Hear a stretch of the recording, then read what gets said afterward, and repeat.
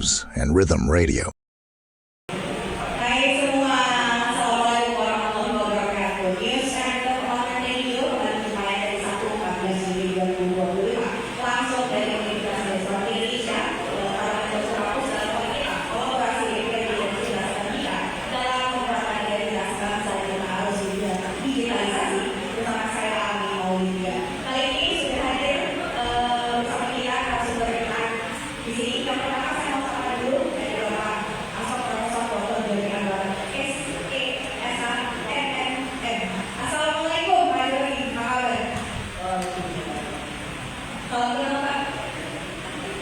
Dan terima kasih sudah mengizinkan NR untuk show siaran hari ini langsung dari Universitas Islam Indonesia. Selanjutnya saya sapa anggota pimpinan ada dalamnya dari kita SDMM, anggota dari Provinsi Sumatera Utara dari fraksi Pak. Assalamualaikum Pak, apa kabar?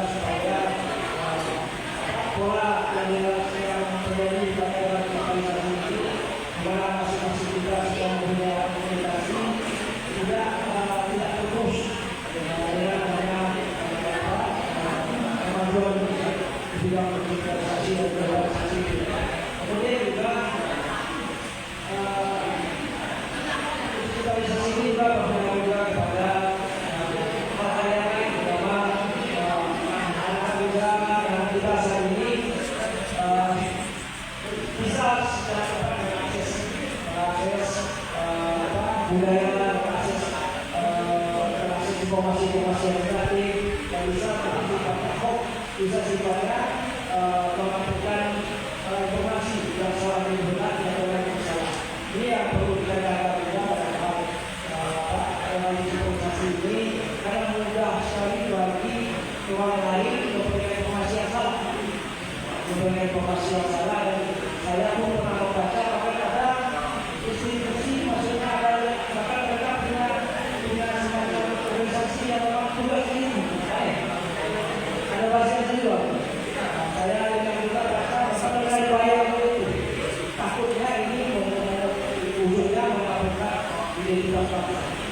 yang kita lakukan, termasuk juga tema-tema dan pola digitalisasi ini, yang globalisasi ini, seperti cybercrime dan lain-lain. Kita ingin anak-anak kita terus oleh kemajuan teknologi digitalisasi sehingga mereka malah sebelum sampai mahasiswa dan pertama respon tersambut hal tersebut. Perlu kita jaga edukasi di dunia digital, perlu paham antara bersama menggunakan teknologi IT dan perlu hati-hati juga.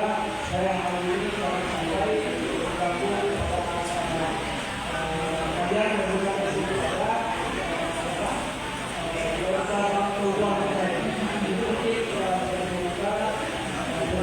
Oke, baik. Nah, mengenai kalau kita highlight tadi apa yang Profesor Lili sampaikan, ini kan digitalisasi ini sedangkan bisa berangkat dua ya. Yang kita tuh memang harus pandai dalam menggunakan itu.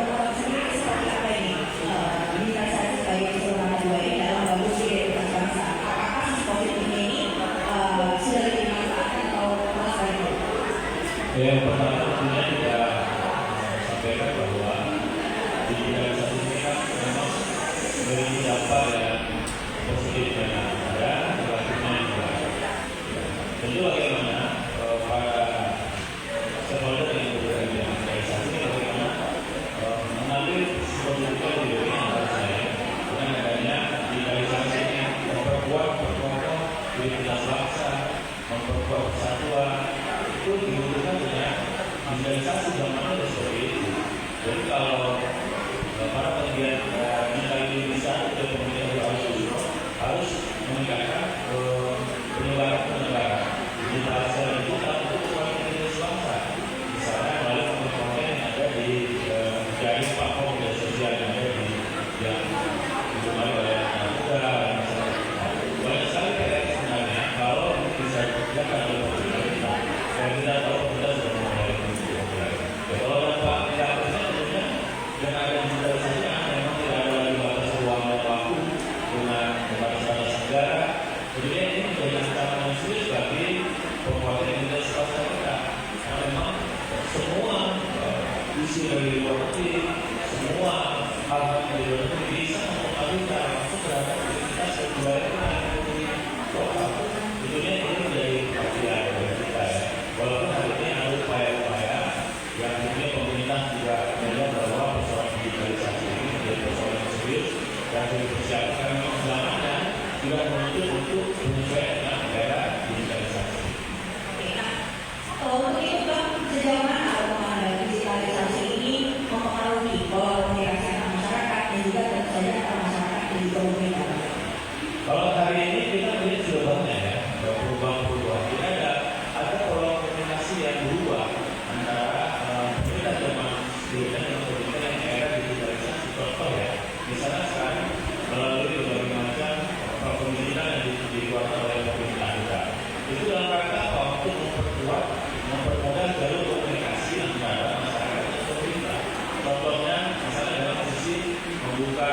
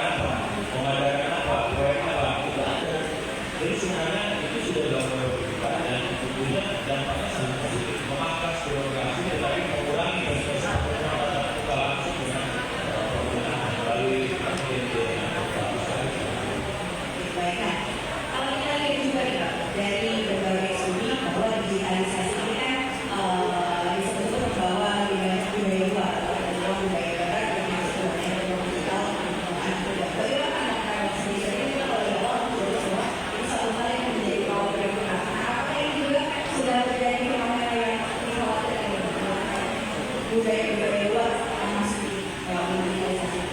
Karena memang kita nggak bisa menambah budaya luar masuk ke Indonesia. Karena sekarang saya bicara batas negara itu hanya administrasi, tapi dalam informasi, transformasi, perjalanan atau barang dan jasa itu kan adalah batas negara. Jadi semuanya itu bisa saling mempengaruhi. Dan kita bagaimana Indonesia itu kemudian mempertahankan budaya luar, kemudian bagaimana tidak terlalu terintegrasi dengan budaya yang masuk ke Indonesia. Bahkan tidak perlu dengan digitalisasi yang ada, ini kita bisa justru memberikan pengaruh keluar harusnya, bukan kita yang mengaruhi. Dan contoh sudah banyak.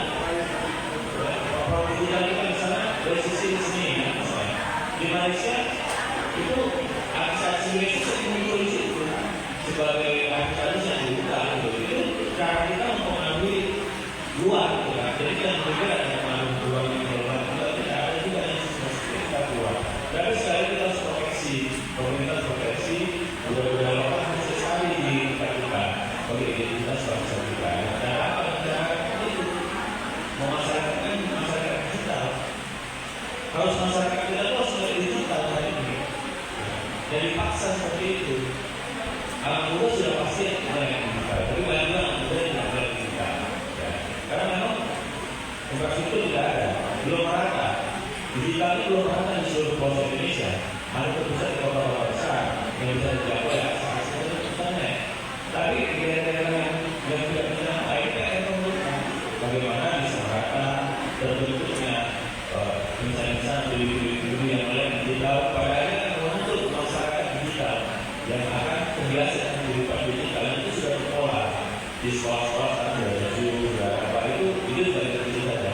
Tapi sekali lagi dengan era digitalisasi harusnya kita justru memberikan pengaruh kita bangsa besar.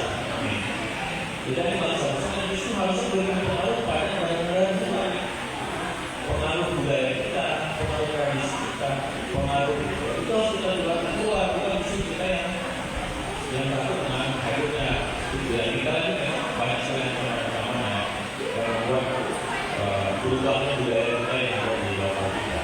Oke, nah digitalisasi tadi membuat tidak ada lagi sekat, tidak ada lagi batasan ya, tadi kalau bicara negara adalah sudah sekarang semua administrasi. Kalau bukan yang menjadi PR di anak-anak kita dan juga kalau kita bicara soal regulasi yang tentu saja ada pada regulasi legislatif ya, tadi untuk bisa membentengi pertumbuhan tadi supaya tadi budaya itu akan terus. Banyak sebenarnya bisa dilakukan oleh lembaga legislatif ya, dengan cara membuat berbagai macam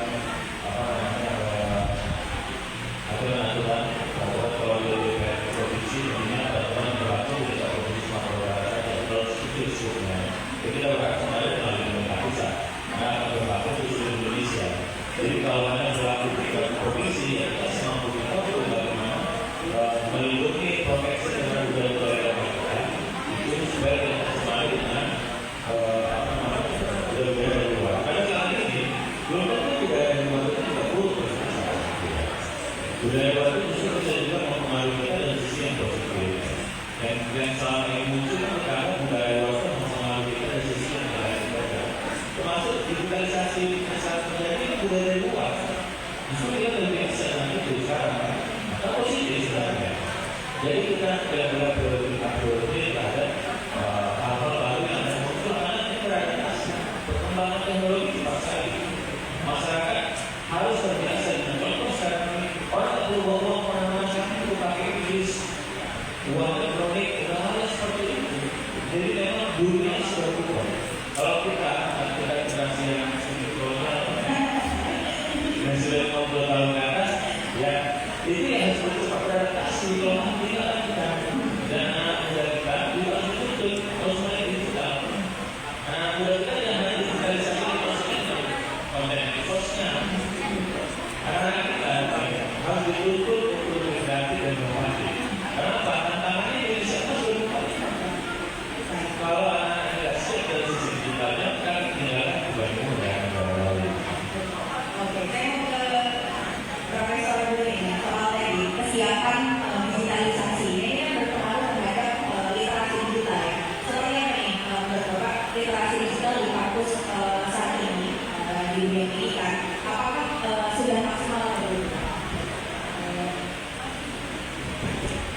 dalam kegiatan pemilihan kami sudah menggunakan beberapa tempat kuliah di setiap provinsi seperti misalnya pariwisata. Kami melakukan kegiatan bersama digitalisasi dalam dunia wisata.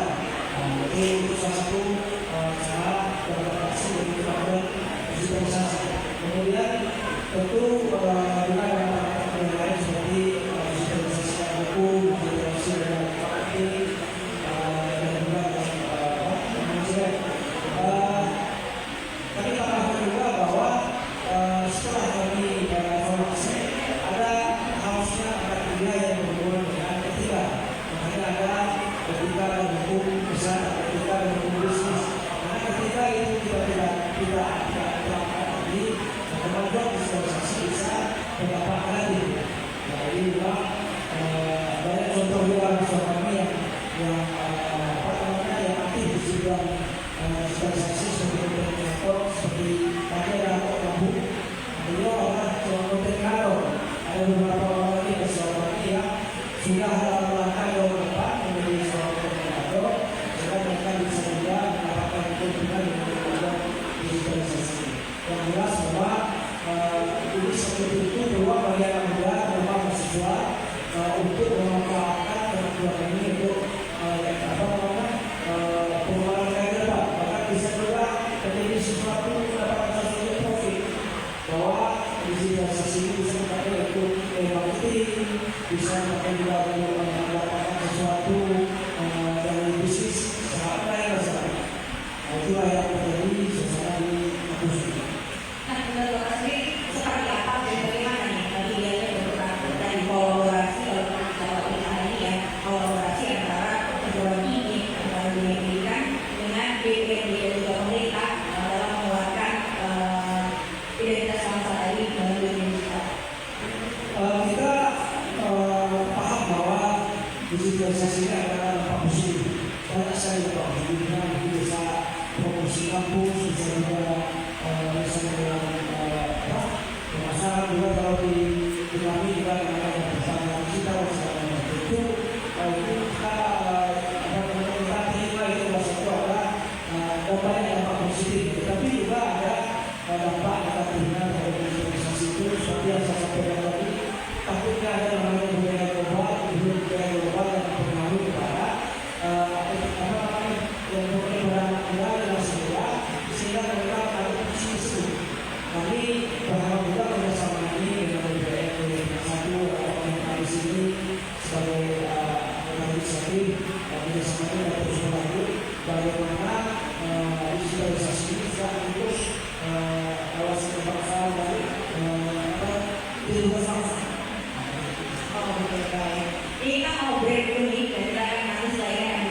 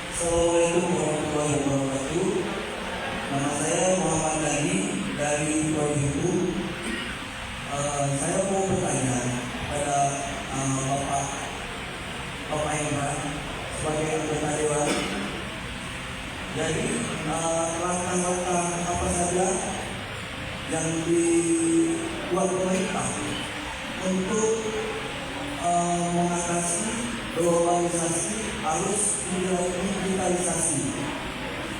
Saya lihat banyak hal positif yang bisa dibuat oleh pemerintah, terutama Bapak sebagai wakil dari pemerintah. Jadi pemanfaatan digitalisasi ini yang lebih positif mungkin bisa disosialisasikan kepada pimpinan kampus maupun kepada masyarakat luas. Karena apabila kita tidak cepat tanggap, saya kira kita akan ketinggalan dengan hal-hal yang positifnya, Pak. Karena sekarang kita lihat di masyarakat, justru yang negatifnya lebih diserap oleh masyarakat karena tidak ada keputusan pemerintah dalam hal ini untuk memberikan penyuluhan atau memberikan sosialisasi dan pengetahuan yang memang itu sangat penting. Manfaat dari digitalisasi. Saya kira itu aja. Terima kasih Pak. Assalamualaikum warahmatullahi wabarakatuh.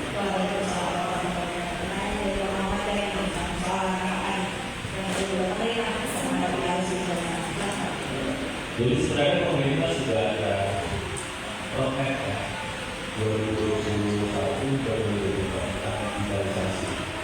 Itu sudah dihadirkan di lembaga lagi 2025. Jadi sebenarnya kita memang tertinggal pada negara proyeksinya telat karena besarnya negara kita ini ada yang sangat besar, negara kepulauan yang tentunya kalau kita membuat masyarakat digital itu harus didukung secara besar infrastruktur. Kita baru dalam beberapa tahun ini saja untuk membuat BTS itu pun bermasalah menterinya ya BTS. Jadi itu dalam rangka mendukung agar terwujudnya masyarakat digital karena memang eranya sudah menjadi era digitalisasi sekarang. Dan sekarang bisa sudah banyak ya baru masyarakat bisa terjangkau dengan akses digital itu lah. Tapi sekali lagi bahwa pemerintah memang sudah memikirkan itu secara umumnya. Itu pemerintah pusat ya, karena ini komunikasinya kewenangannya pemerintah pusat. Karena pemerintah pusat yang memiliki frekuensi wilayah masyarakat. Kemudian bahwa membentuk masyarakat di melek digital ini kan butuh waktu juga. Tapi manfaatnya nggak ada, sangat banyak sekali manfaatnya. Contoh untuk lagu-lagu kita tadi dari main-main di TikTok, main apa ini bisa memasukkan secara ekonomi. Itu dari sisi dari perjalanan ekonomi sumber daya keuangannya. Jadi sebenarnya dari sisi keuntungan dari sisi juga dari sisi bagaimana benefit mendapat dari masyarakat itu banyak sekali. Karena pemerintah juga dari sebuah sudah menggalakkan tentang digitalisasi ini. Semua usaha-usaha pemerintah hampir seluruhnya sekarang menggunakan digital. Kampus juga sekarang digital. Semua pelaporan digital. Lapor sekolah saja digital. Ujiannya anak sekolah itu digital. Makanya sekolah-sekolah itu sekarang kan cara pertanyaan terbatas.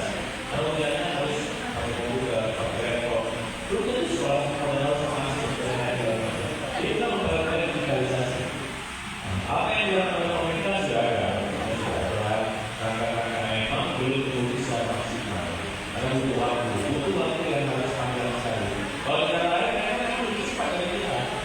Mereka lebih cepat sadar bahwa ini sudah masuk masa digital. Kita terlambat sadar, tapi tidak masalah kita bisa melakukan kecepatan. Makanya semua dunia digitalisasi kita ada hari. Dan ada semacam kebiasaan-kebiasaan baru di masyarakat kita. Menggunakan budaya-budaya baru. Dari itu ya positif negatifnya ya beri lakukannya. Bagaimana kita memaksimalkan yang positif kita. Itu tugas bagaimana. Karena nanti yang menunjukkan digital itu personal. Orang-orang. Bagaimana dia bisa menggunakan digital itu bisa menjadi penguatan kebangsaannya. Bukan hanya untuk untuk fleksi, bukan hanya untuk pakai, tapi bisa menginspirasi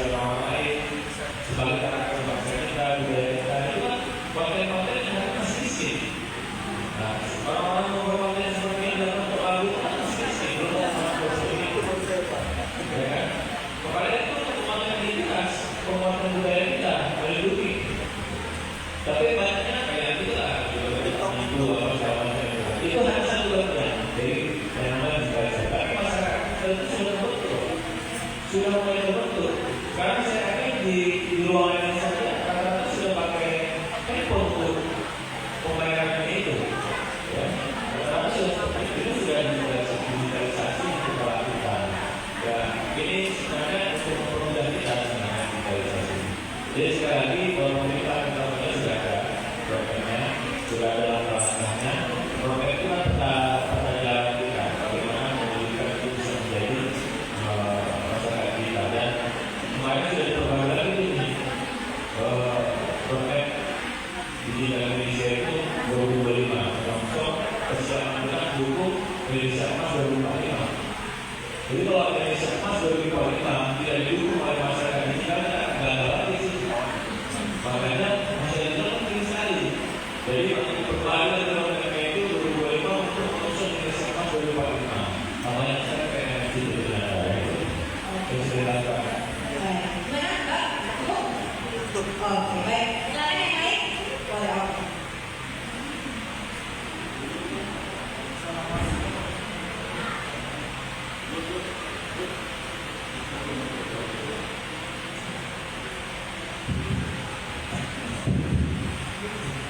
Assalamualaikum warahmatullahi wabarakatuh. Nama saya Aiman, sedang saya dari Jakarta.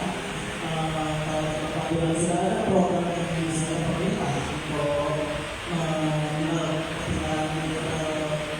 digitalisasi itu, apakah bisa diterapkan di universitas restoran, dan apa yang akan dilakukan sebagai mahasiswa untuk menghadapi kendala digitalisasi ini untuk ke depan? Terima kasih. Oke, baik. Pertanyaan kedua ya, mengenai ini kan kalau bulan saya sudah melakukan pemerintah ya, tapi sebenarnya kita semua sebagai insan ya. Nah, seperti apa yang bisa teman-teman mahasiswa lakukan dari mulai dari sendiri gitu kan, dari digitalisasinya dibuat. Apa yang dilakukan? Ya itu kita sekarang sudah masuk ke masyarakat literasi digital. Melalui digital, melalui literasi. Jadi sektor pendidikan menjadi bagian penting dalam mendukung terwujudnya masyarakat digital Indonesia. Karena memang harus dari dunia pendidikan yang bisa mensupport terwujudnya masyarakat yang ada digital itu. Sekali lagi kita banyak sekali teknikal.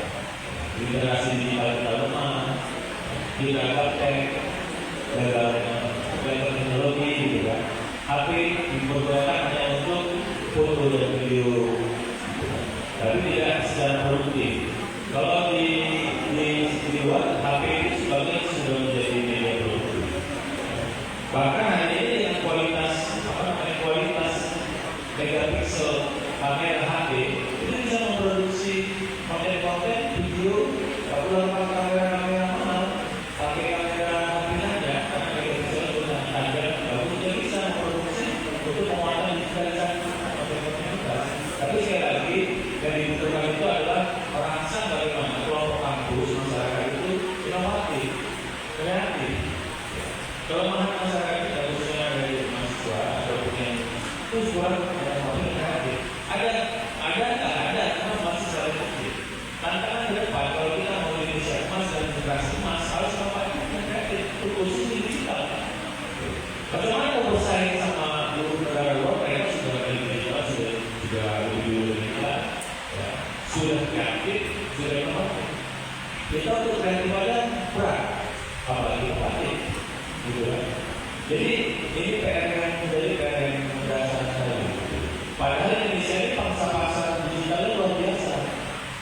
Jumlah penduduk kita itu besar. Gitu. Makanya kemarin itu beli apa dalam simulasi uang segitu itu kecil. Karena memang pasar itu saat ini ada banyak pedagang di dunia.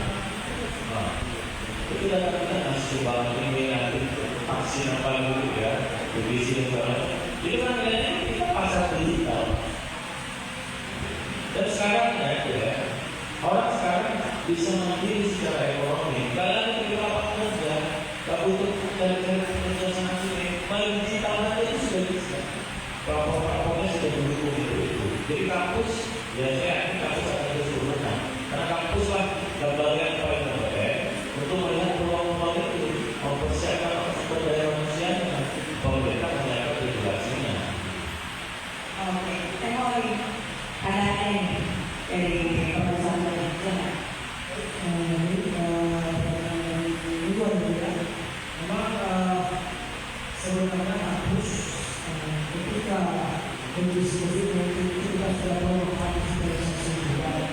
kuliah menjalankan sampai sidang yang satu ya, dan kita tidak bisa melakukan itu, apalagi yang kuliahnya jauh ya, yang jauh dari Jawa melepaskan satu sisi itu kan yang dengan digitalisasi itu, walaupun kondisi pandemi.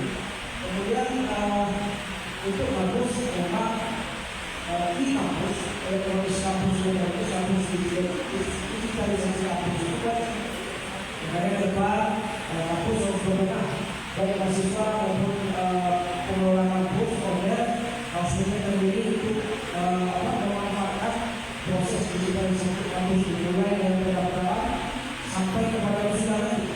Yang itu kita lebih berbenah ini ada macam-macam itu semua proses digitalisasi. Nanti kita siapkan mulai dari awal pendaftaran sampai proses akhir nanti wisuda. Kemudian kita akan juga mahasiswa saat ini kreatif dan inovatif. Ini kan sudah ada di depan mata kita berulang bahwa semua bisa berkaitan dengan proses digitalisasi. Ada yang mengambil manfaat dan ada yang tidak. Terlepas dari efek negatifnya, positifnya banyak sekali. Nah, biasanya seperti yang disampaikan tadi oleh Bangka Lagu, ini bagian contoh dan juga di sini kita ada yang inovatif memanfaatkan kemajuan digitalisasi untuk mendapatkan profit. Ini mah dia saya akan lagu. Bahkan ketika kita udah tahu dalam Malaysia waktu itu, orang yang lagu. Aku lagu programnya yang Malaysia pada dia. Jadi dan itu bisa dimanfaatkan oleh anak-anak muda, anak-anak di tingkat mahasiswa. Jangan sia-siakan kesempatan kemajuan itu bisa dimanfaatkan juga. Kalau sesuatu tidak akan bermanfaat, bisa mereka berinovasi dan bisa mereka melakukan sesuatu yang harus saya kesempatan itu kembali kita. Oke, baik. Oke, Pak. Oke. Selanjutnya saya mau tanya lagi. Oke. Kasih yang agak dulu ya. Tadi ya.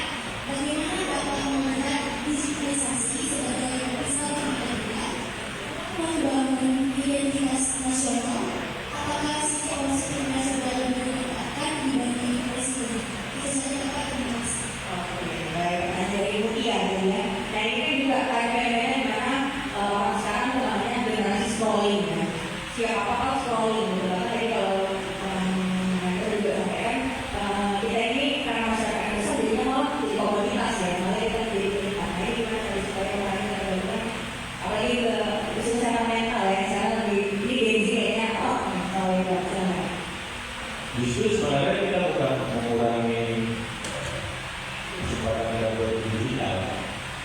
Justru kita memasarkan digitalisasi hari ini karena eranya sudah menuntut itu. Apalagi generasi muda hari ini, dia harus terbiasa. Kita kan menggunakan pemanfaatan.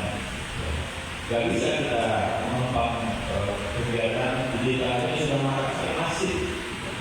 Anak SD ini sekarang sudah main HP, sudah digital. Jadi kita bisa memanfaatkan ini tuntutan zaman mereka. Gak bisa zaman kami dulu diterapkan dengan zaman yang hari ini. Jadi justru hari ini kita beradaptasi bagaimana generasi internet. Karena itu butuhlah roket dari itu. Roket itu pertama apa? Ada faktor dia roket mau digital. Pertama kemampuan digital kita masyarakat terus masih masalahnya. Jadi harus lebih banyak ya. Jadi kemampuan digital ini dilatih melalui kemampuan pendidikan, melalui berbagai macam pelatihan. Gitu ya. Apalagi ada etika digital, ada juga etika digital. Makanya untuk penyebaran hoax ada etikanya. Ada apa namanya platform yang kita harus buat dengan menjaga etika itu. Ada kekuatan digital. Pada hari ini akan menjadi budaya digital. 4 pilar ini kalau dia sudah terbentuk akan menjadi budaya digital itu. Digital ini akan menjadi sebuah budaya keseharian masyarakat kita dan tentunya dia akan bisa produktif. Jadi 4 pilar ini kemampuan, etika, kekuatan, ditambah dan budaya akan membentuk sebuah komunitas masyarakat digital yang akan mendukung tentunya tadi itu memperkuat pertahanan nasional kita. Ya. Ini jelas negara kita, bangsa kita. Harus ada kuat kita, bukan justru jadi lemah. Karena kita punya sekarang media yang bisa mempengaruhi dunia luar, bisa mensosialisasikan semua potensi budaya lokal kita, semua kekuatan ideologi bangsa kita, kekuatan identitas bangsa kita. Bisa kita perkenalkan secara luas ke luar negeri. Kesempatannya sama seperti negara lain. Kenapa kita tidak maksimal? Itu sekali lagi, tadi itu butuh waktu memang orang yang sadar digital, kemudian dia tahu etikanya, tahu manfaatnya. Pada saat akhirnya nanti kita muncul bagaimana bisa. Kemarin kita sudah hidup. Kalau satu yang sekarang itu sudah jadi penting itu.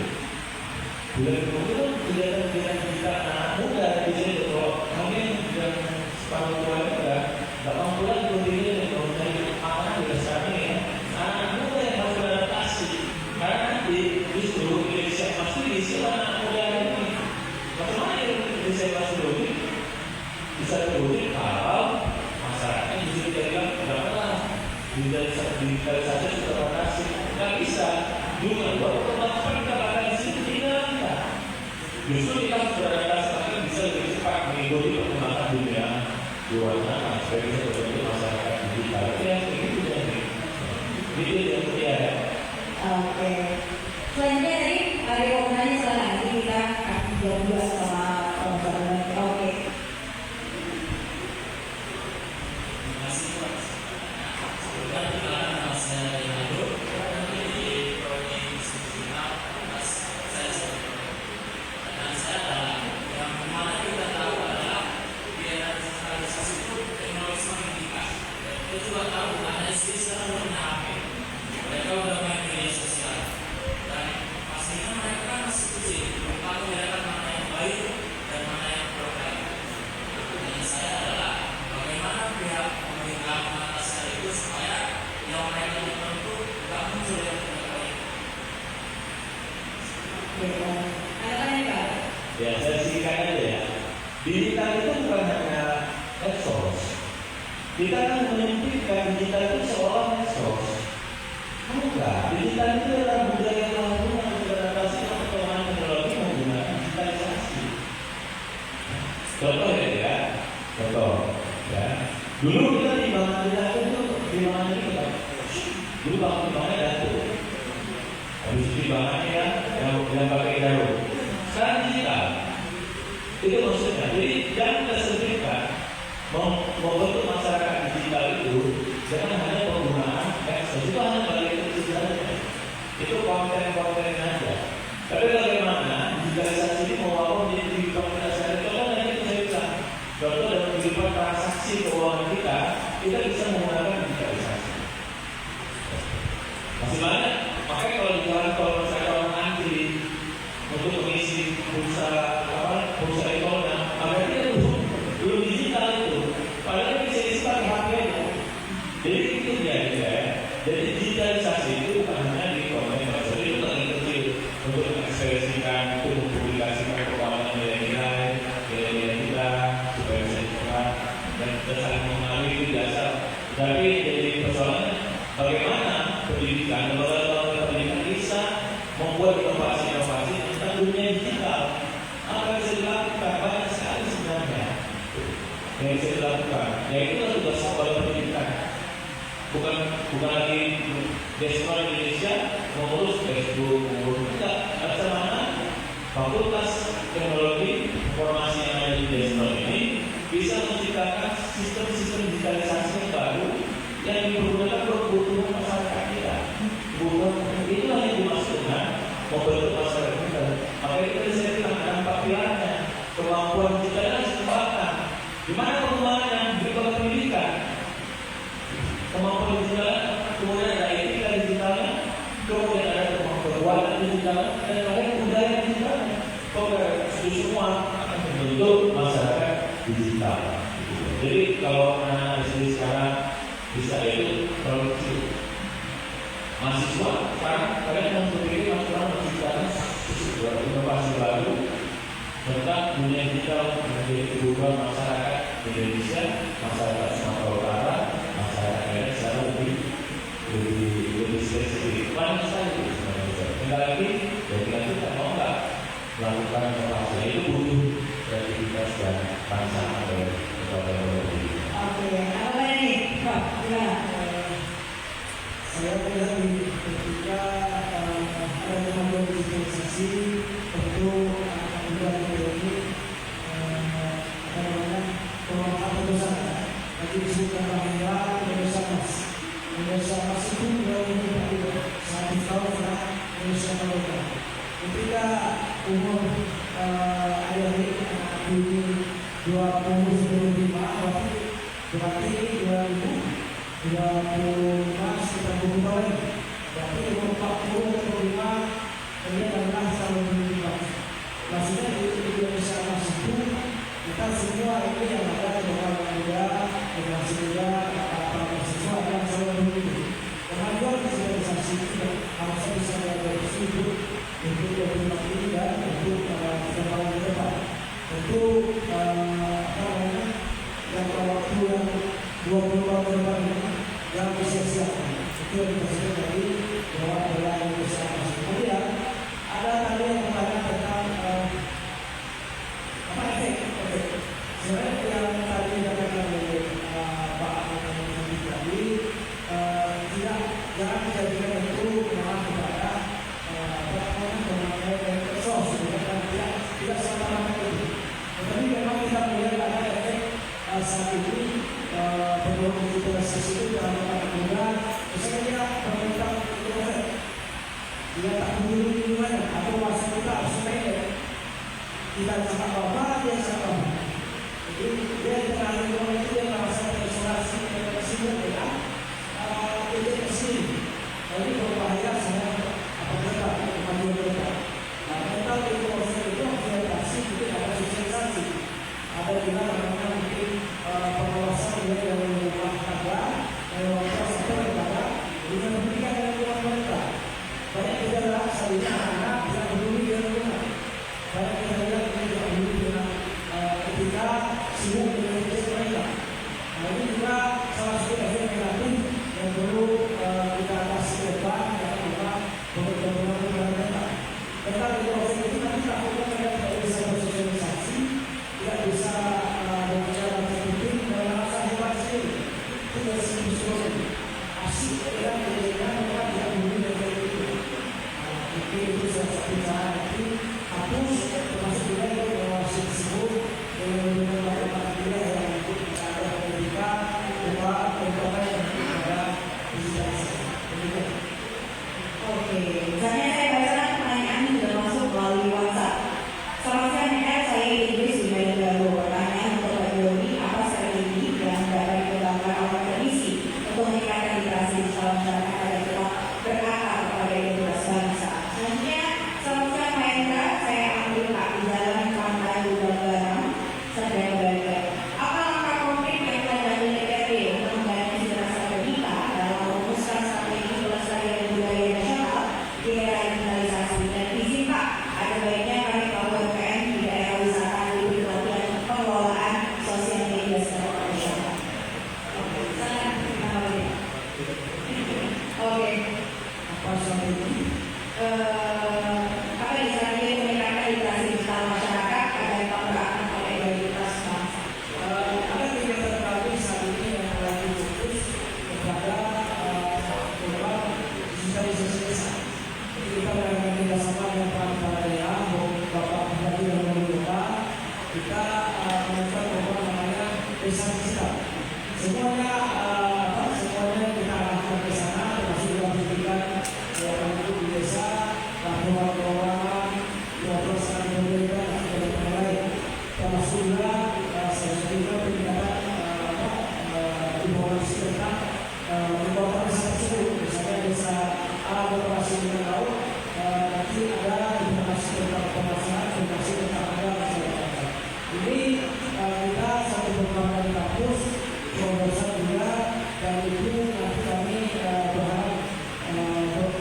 sebagai konsultan yang akan memberikan membantu informasi dan aplikasi yang bisa kita buat untuk bisa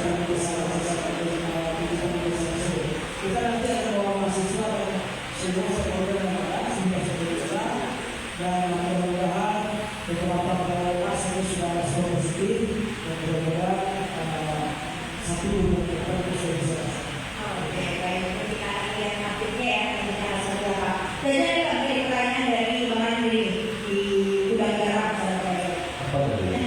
Banyak ya. Apakah memang ini ya, dari organisasi besar dan kita dalam merumuskan strategi pelestarian budaya nasional yang ada digitalisasi dan ada kita pelaku UMKM di daerah wisata di Bupati Pengelolaan Media Sosial sangat profesional. Oh iya. Jadi di Sumatera Utara sekarang kita sedang merancang sebuah perda terkait kemajuan budaya lokal kita. Itu nanti akan diadaptasi dengan digitalisasi dari pasal-pasal yang sedang kita bahas. Jadi budaya lokal kita ini harus kita majukan. Dan hal ini masuk dalam sisi hal-hal lestari di tengah masyarakat kita, dijaga generasi muda kita, tentunya bisa diperkenalkan ke seluruh dunia, negara dan sebagainya tentang budaya kita. Karena budaya ini kan sebenarnya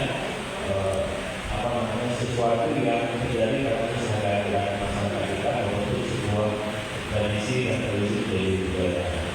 Ini sedang disusun oleh perdana dan pasti akan disesuaikan dengan bagaimana peran digitalisasi itu bisa dalam rangka memajukan budaya-budaya yang ada di Sumatera Utara. Karena Sumatera Utara kita tahu Indonesia cuma satu, beda sama Sumatera Barat. Sumatera Barat Indonesia satu, tapi kalau Sumatera Utara Indonesia banyak sekali, apa etnis yang semua punya budaya masing-masing, punya karakter masing-masing. Ini kan kayak Sumatera Utara. Kita ini lebih heterogen dibanding Sumatera Barat. Sumatera Barat beda, karena dia dari sisi pakaian adatnya saja Sumatera Barat itu satu. Enggak lama dia. Kalau kita banyak sekali ada ini ada beberapa berbeda. Jadi Sumatera Barat ini kaya budaya, maka itu kita sedang kita susun. Bagaimana beda kemajuan budaya Sumatera Barat itu. Kemudian tadi bagaimana UMKM di pasar-pasar itu bisa digital itu ya penggunaan medsos itu salah satu ya untuk mempublikasikan kegiatan-kegiatan. Karena memang dampak dari pembangunan UMKM ini jadi berdampak. Contoh misalnya dengan adanya jalan tol. Jalan tol itu mempengaruhi UMKM yang ada di perbawaan misalnya dulu itu ya atau berhenti di tempat dulu itu seperti itu.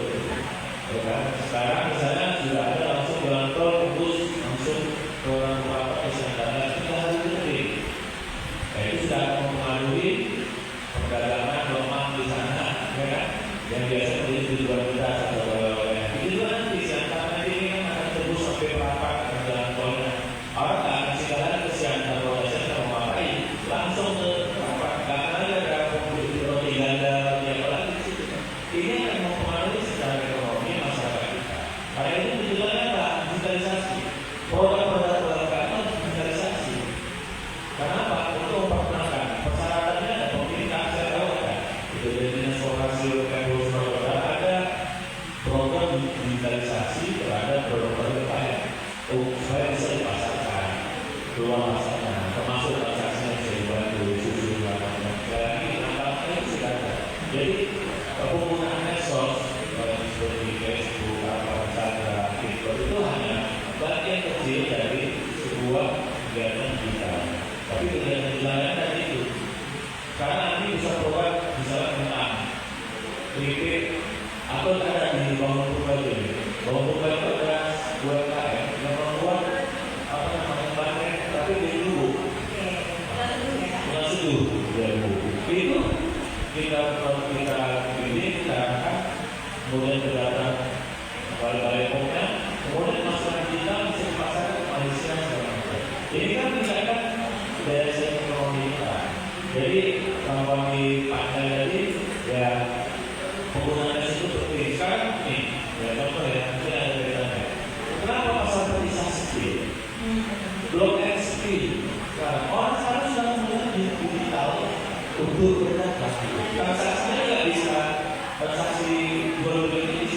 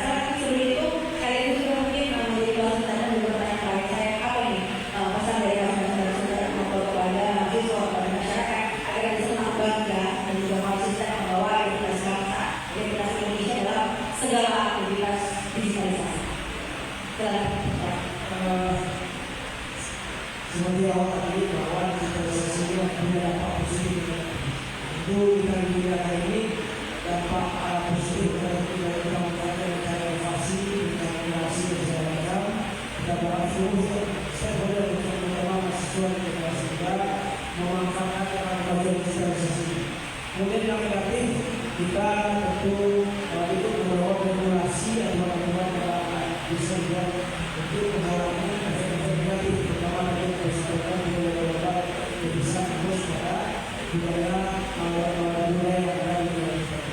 Itu mungkin kita tidak bisa lepas dalam tahun ini kita menyokong kemajuan digitalisasi ini dan kampus harus berada di dalam.